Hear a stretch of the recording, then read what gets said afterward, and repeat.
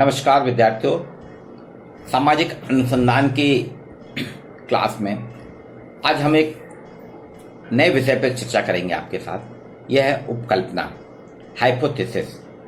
Hypothesis क्या है, शोध में इसमें कहाँ तक इसकी आवश्यकता है और कैसे होती है, कितने प्रकार की हाइपोथेसिस की विशेषताएं क्या होती हैं, ये हमारे लिए जानना बहुत जरूरी है। क्योंकि कोई भी अनुसंधान करता जब अध्ययन शुरू करता है किसी भी विषय पे, चाहे वो समाजशास्त्र का विद्यार्थी हो, चाहे अर्थशास्त्र का विद्यार्थी हो, या समाज कार्य का विद्यार्थी या राजनीति, सभी सामाजिक विज्ञान के क्षेत्र में जो भी विषय चुनता है उस विषय में अध्ययन करने के लिए उसको कुछ मानक, उसको मापदंड रखना होंगे। आपको तय करना होगा कि हम ये रखेंगे, एक कल्पना करना पड़ेगी, उस कल्पना के आधार पे फिर आगे बढ़ता है। जैसे आपने सामान्य सा उदाहरण मैं देता हूं कि किसी के घर में बच्चे की शादी है या मकान बनाना है, तो वो पहले तय कर लेता है अपने बजट के अनुरूप कि हम क्या क्या कर सकते हैं। आपके पास जो जितना बजट होता है उसके अनुरूप ही आप आगे की कार्य योजना बनाते हैं। आप तय करते हैं हम इतने लोगों का भोजन करेंगे, इतना डेकोरेशन में खर्च करेंगे, है ना। ये आपकी उपकल्पना बन जाती है। उसके आधार पे, उस बेस के आधार पे फिर आगे बढ़ते हैं।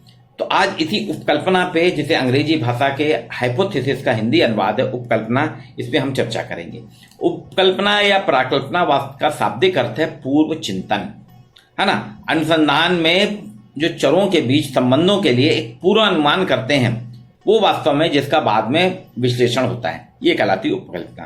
बेकन कहते हैं एक शोधकर्ता को ज्यों ही समस्या की जानकारी हो जाती है वह उसके लिए उपकल्पना का निर्माण कर लेता है। एक पूर्वानुमान है, पहले से मतलब समस्या, दो चरों के मध्य में क्या संबंध होंगे उसका हम एक पूर्वानुमान करते हैं। वास्तव में ये क्या है, प्रारंभिक टेंटेटिव व्याख्या है। थ्योडरसन कहते हैं प्राकल्पना कुछ तथ्यों के बीच में होने वाले संबंध में दावे के साथ किया हुआ एक प्रयोगार्थ कथन है।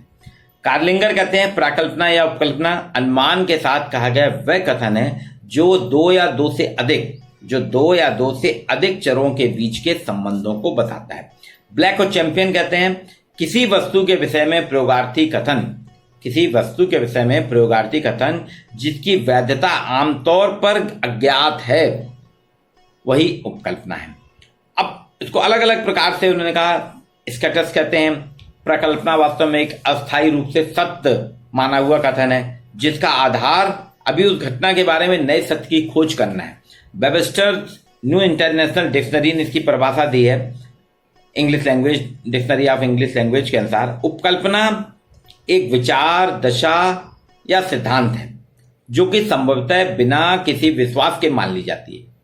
बिना किसी विश्वास के हम उसको मान लेते हैं जिससे कि उसके तार्किक परिणाम निकाले जा सके, है ना। लॉजिकल रिजल्ट निकालने के लिए हम उसको मान लेते हैं और ज्ञात का निर्धारित किए जाने वाले तथ्यों की सहायता से इस विचार की सत्यता को हम जान सके। ये कहता है वो कि ये उपकल्पना कहलाती है। अब इसकी विशेषताएं देखिए। अब उपकल्पना की इतनी चर्चा हुई है, अलग अलग बहुत से विद्वान, मोले ने परिभाषा दी, गुडेहार्ट ने दी, लुनवर्क ने दी, वेबस्टर ने दी, है ना। ये अलग अलग परिभाषाएं। फिर सामान्य तौर पे देखा जाए प्राकल्पना वास्तव में अनुसंधान की समस्या के लिए सुझाया गया उत्तर है। अब इसमें आप देखिए क्या है, इसको समझने, विशेषताओं और इसको जानने के पहले एक प्रॉब्लम, समस्या के बाद आपने बनाई उपकल्पना से आपको ज्ञान मिला और ज्ञान से आपके थ्योरी हुई।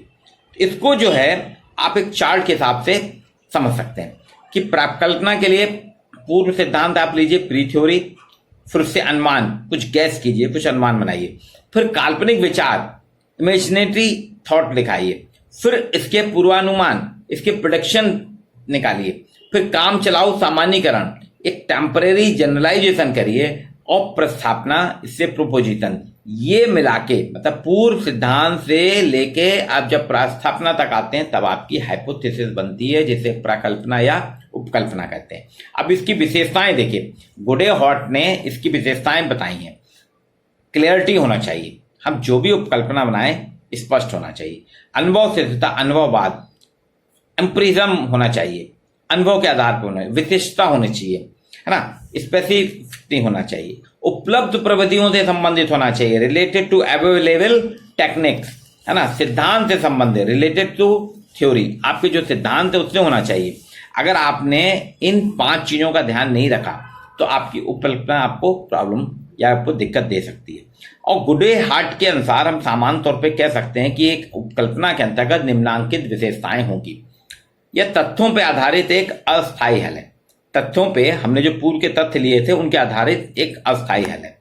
स्पष्ट होती है, प्रकल्पना स्पष्ट होती है, विशिष्ट होती है, पद्धति और साधन संबंधित होती है। प्रकल्पना उपकल्पना पद्धति और साधन संबंधित होती है। इसके मूल और आदर्श रहित होती है।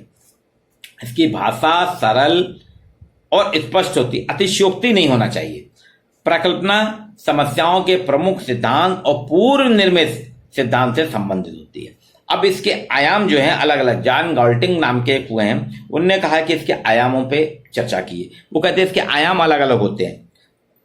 सामान्य होती है, प्रकल्पना जो है सामान्य स्थितियों की व्याख्या करती है। जटिलता होती है, कॉम्प्लेक्सिटी होती है, विभिन्न चरों के बीच में क्या संबंध होंगे उनको स्थापित करने के लिए इसमें जटिलता होती है। स्पेसिफिसिटी होती है, विशिष्टता होती है ना। प्रकल्पना का निर्माण कुछ विशिष्ट चरों के चयन को लेके किया जाता है ताकि उनमें जांच कर सके। निश्चयवादिता, डिटर्मिनेसी, शोधकर्ता अपने शोध के लिए प्रकल्पना बनाते समय हमेशा परिस्थितियों का विवरण और व्यवस्थित करना चाहिए जिससे कि निश्चयवादिता आ सके। मिथ्यात्मकता, सामाजिक अनुसंधान की पद्धति ही वैज्ञानिक है प्रकृति, तो हमें हमेशा शोध कार्य के लिए ऐसी ही प्रकल्पना बनानी चाहिए जो सत्यता और जिसमें सत्यता या पहले से आपने तय कर लिया ऐसा होगा, ऐसा नहीं। सत्यता, अनिश्चितता और मिथ्यात्मकता से स्पष्ट हो। परीक्षणता, मतलब आप टेस्टेबिलिटी कर सके। प्रकल्पना का प्रमुख आयाम उसका परीक्षण करना है। अगर आपने ऐसी प्रकल्पना बनाई जिसकी परीक्षण ही ना हो सके तो उसका कोई औचित्य नहीं होगा।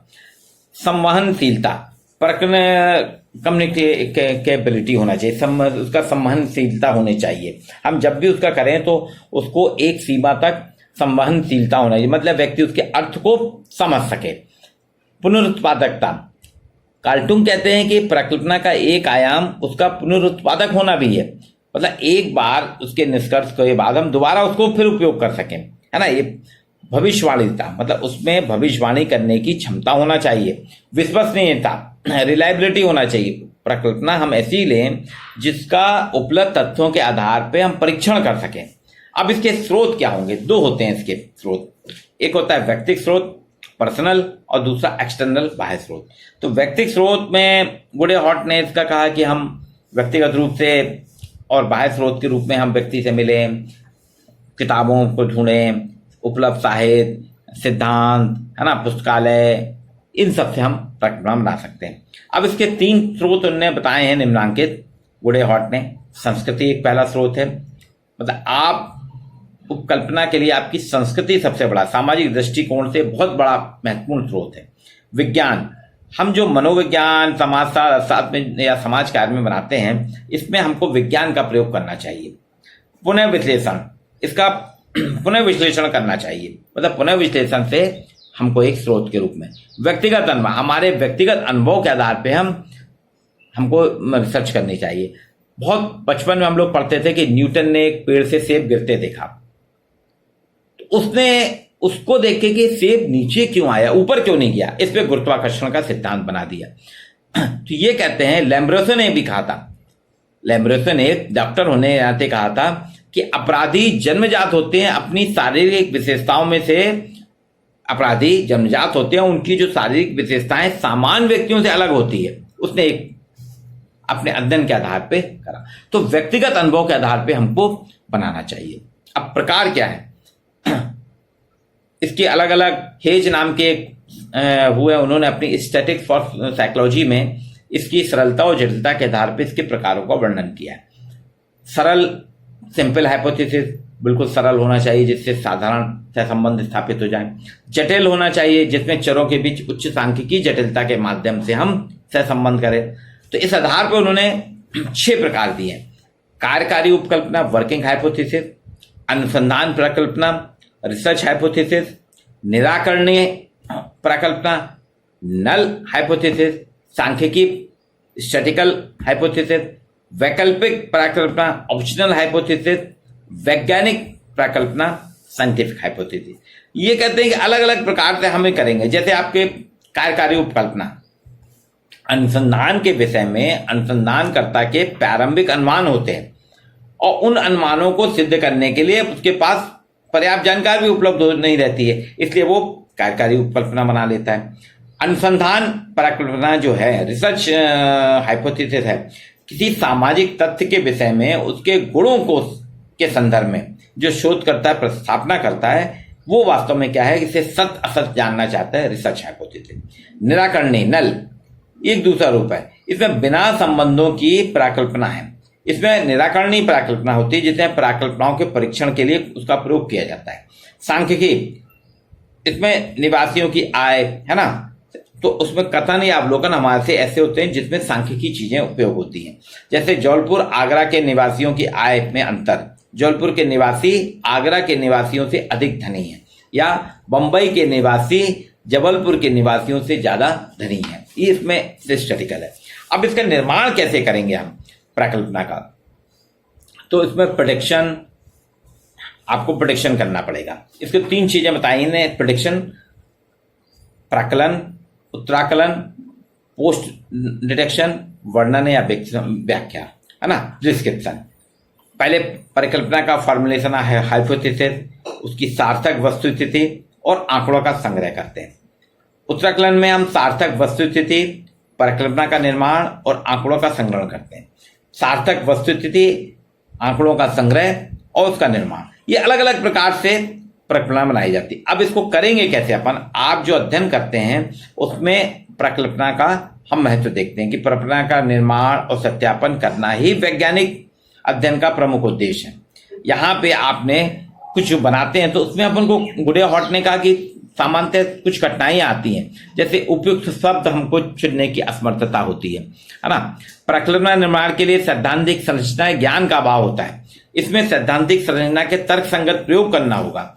ये वास्तव में जो है परिकल्पना है। अब इसके आधार पे परिकल्पना के प्रकार भी हैं, है ना, जो अपन ने विभिन्न प्रकार लिए और उनका उद्गम जो है हमको सामान्य रूप से जो हमारी संस्कृति है, उपलब्ध साहित्य है ना, विज्ञान है, इनके आधार पे हमको करना पड़ेगा। अब वास्तव में उपकल्पना की विशेषताएं जो हैं इस आधार पर अपन देखें तो हमेशा अवधारणात्मक रूप से स्पष्ट होना चाहिए, अनुभवात्मक संदर्भ होना चाहिए, है ना। वही उपकल्पना वैज्ञानिक शोध में प्रयुक्त हो सकती है जिसमें आदर्शात्मक निर्णय का पुटना, ना, हम कह सकते हैं उपकल्पना कि किसी आदर्श को प्रस्तुत करने का प्रयास नहीं, हम ये आदर्श ना लगाएं, ऐसा होगा तो वैसा होगा, ये नहीं।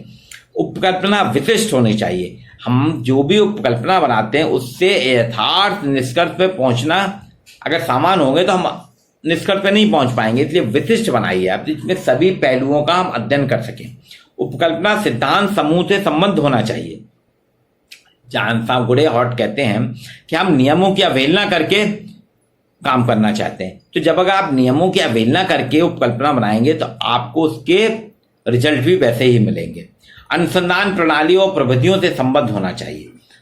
उपकल्पना हमेशा सरल होना चाहिए, आप उसको क्लिष्ट ना करें। तो ये कुछ चीजें जो है उपकल्पना के निर्माण में, उपकल्पना क्या है इसके आधार पे जब हम अध्ययन करेंगे, जब अनुसंधान कार्य में, यानी आप पहले अध्ययन कार्य के लिए एक अपनी कल्पना बनाते हैं जो आपको बेस रहती है, जो आपके लिए एक स्थान बना निर्धारित करती है, जो एक दिशा निर्देश देती है, वास्तव में एक डायरेक्शन देती है, शोध के प्रश्नों का अस्थायी उत्तर प्रस्तुत करती है ना, अनुसंधानकर्ता को सांख्यिकी विश्लेषण में सुविधा प्रदान करती है। ये कहलाती है हमारी उपकल्पना या प्राकल्पना। इसका आप सामाजिक अनुसंधान की बहुत सी किताबें हैं, एक D.K. लाल की है, पारसनाथ राय है, मेथोलॉजी ऑफ सोशल रिसर्च, समाजशास्त्री अनुसंधान की अध्ययन पद्धतियां, कैलाश पुस्तक सदन से ध्रुव दीक्षित की किताब है ना, और यूनिफाइड सोशलॉजी शिवलाल अग्रवाल आगरा की किताब है, जिसमें आप देखेंगे सामाजिक उपकल्पना के बारे में आपको बहुत विशेष से बताया गया, उसमें आप अध्ययन करिएगा, वो आपके लिए सकारात्मक होगी। आज के लिए इतना।